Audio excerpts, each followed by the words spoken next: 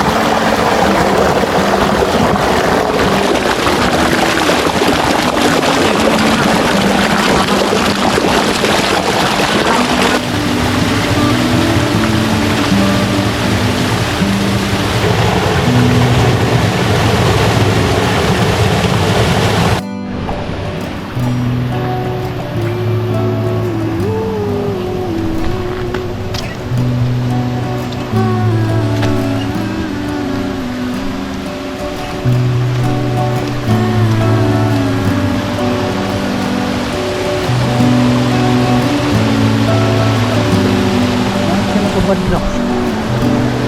Badlak dong, ito dong. Okay. Sabi siya ni Bong, ano daw ba yung parang puti, yung white? Sabi ko ulap yan. Tinanong ko siya kung bakit niya tinanong nung pauwi na kami. Baka daw kasi akala niya may nangi-snipe na sa amin. Tawang-tawa ako kay Bong, mga Lods.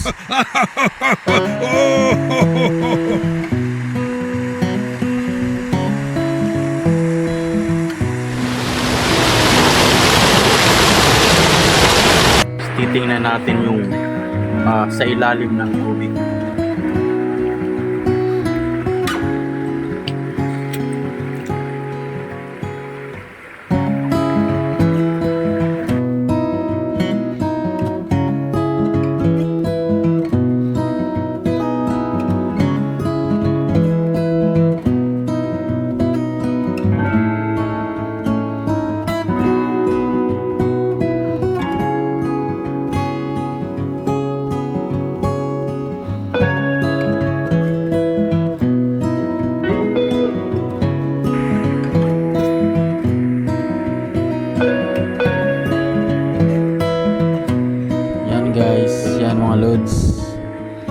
Kinukunan ako dyan ni Bong habang kumukuha ako ng mga footages gamit yung GoPro.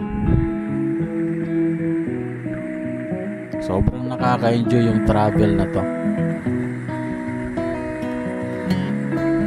At dito sa dulo guys, share ko lang, tingnan nyo kakaiba. Puno, nakakapit sa bato. Galing, di ba?